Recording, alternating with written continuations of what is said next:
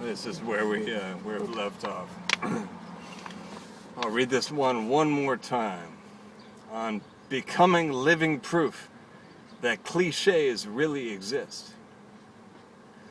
Only in New Orleans, clarinet sounds over a cigarette speedboat race on TV after the news, with the guillotine windows open, and simultaneous smells of horse shit and dead fish, a jazz funeral, loud and clear, passing under the balcony for 15 minutes while I typed at the table in the French Quarter. On twisting famous lines around. Put a price on purpose and count me a king of infinite worth. Paraphrasing Hamlet there. Put a price on purpose and count me a king of infinite worth. On getting famous sayings a little mixed up. Don't kick a dead gift horse in the mouth. Likewise, don't put all your unhatched chickens in one basket until you've counted them. And furthermore, don't rest on all your laurels until they've hatched. That wasn't very good. Anyway. On aging gracefully. You can see I'm proof that aging is not always a graceful process. On aging gracefully, the number of things I pay attention to is growing ever smaller. The list shorter, the life lazier and lazier. On possible inserts to the aforementioned road novel. Mexico Donkey Whiskey Man in Chicago section. Arapaho Nintendo into Indiana or Ohio or New York. Si no hablas la lengua into New York City Auntie's apartment. Bad pronunciation. Si no hablas la lengua into New York City Auntie's apartment. Spear fishing into section New York City to New Haven Metro North Route. Sudden blasts of catatonic weakness as possible epilogue from section of Old Draft. You're pretty sure you're as alive as anybody has ever been. You're pretty sure you're as alive as anybody has ever been. On promises and disclaimers from a fictional author to his readers. I will give you everything you need to be entirely engaged or entirely repulsed. What you won't be is unaffected, confused and uninterested perhaps, but nevertheless affected. On standing up for one's non-explosive prose. On standing up for one's non-explosive prose. When it comes to writing, pyrotechnics is not the point. Pyrotechnics can't and won't ever be the point. Case in point, in a line of firecrackers, there is inevitably a dud that defuses the line, and the overall effect is rendered disastrously dull.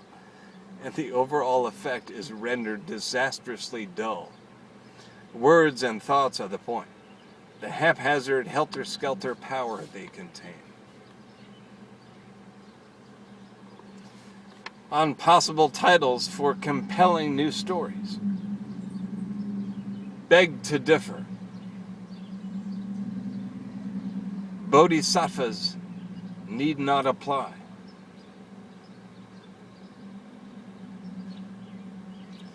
On the unforeseen benefits of laziness. On the unforeseen benefits of laziness. The time killer.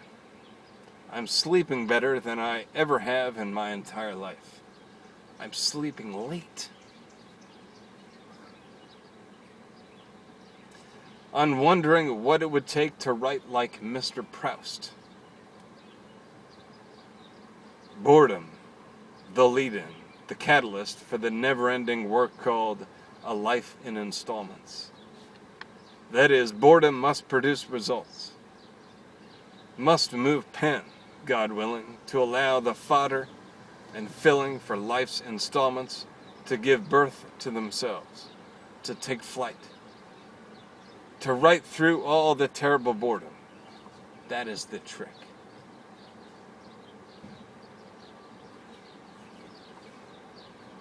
To allow the fodder and filling for life's installments to give birth to themselves. This is a good one here. Very short, but good. On quote-unquote literature. In parentheses, entry temporarily unavailable. End parentheses. On learning and maturing and becoming increasingly judgmental. On learning and maturing and becoming increasingly judgmental. Before I get started line dropping, I must give warning. I must send up a flag that says, yes, what's happening, about to happen, is a thing full of name-calling and judging and mind-narrowing. Mind-narrowing. Is a thing full of name-calling and judging and mind-narrowing. There's no way around it. Parentheses, of course, I hope this is not really the case. The mind narrows so that the mind can expand. And sadly, gratefully, only to narrow again. A little wider each time. The mind narrows so that the mind can expand. And sadly, gratefully, only to narrow again. A little wider each time. On the primal infinite shit that the sophisticated slacker has got. On the primal infinite shit that the sophisticated slacker's got. The existence is so exclusive, so lucky, so infuriating to those others who can't get into the inner circle of two, where time is spent and fulfilled and blessed not to be spent again, to be not repeated, never cheapened and referred to for its own sake. Time spent is time gone and bled and cried for and cried about, but not time to be gently explained or shared with the unfortunate or fortunate outsider. I guess that the whole thing with me is this. I've got enough, or so it seems, all over again. Call it refueled, if you will. The shit I got that the shit I got that not another nobody has or ever had is primal infinite shit. To the end and back again and out and still somehow back again. Pray for a life with rhythm. Meaning is beat and meter. Pray for a life with rhythm. Meaning is meter and beat. Action is mad, mad melody. Jingle bells, Batman smells, Robin laid. Man, I love that one.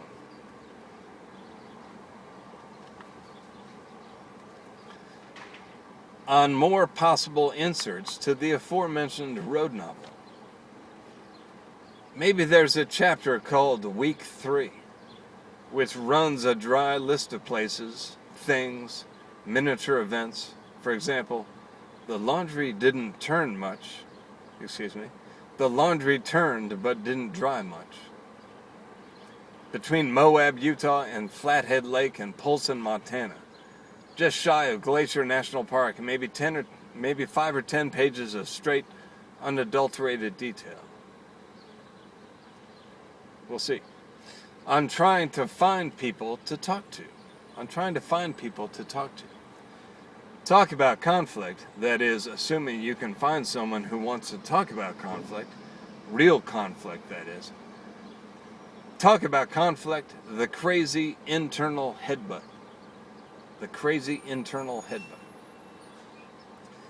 on figuring out what to do about it. Conflict, to be written about on figuring out what to do about it. Conflict, to be written about and around and through, not so much to be discussed out loud. On the palpable impact of insignificant words. On the palpable impact of insignificant. Just a good thing said, saying nothing much at all. This is a quote from earlier in the Sophisticated Slacker's memoirs. Just a good thing said, saying nothing much at all. A variation on a theme. See Shakespeare. And Faulkner, too. Quote unquote, filled with sound and fury, signifying nothing. Man, that was a great day when I found that quote. In Shakespeare, I forget which play I was reading, but man, when I found that line, filled with sound and fury, signifying nothing, and it just, it had tremendous impact or significance for the play I was reading, but also, seeing where William Faulkner got his words for the famous title. On the sophisticated slacker himself. On the sophisticated slacker himself. I am Irish.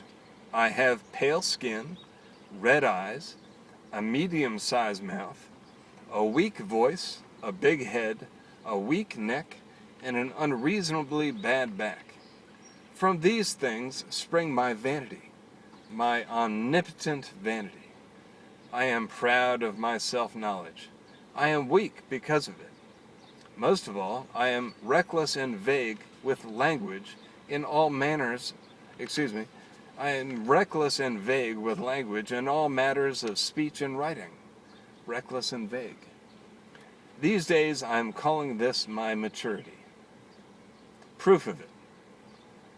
At the very least, evidence of my maturity. At the very least, evidence.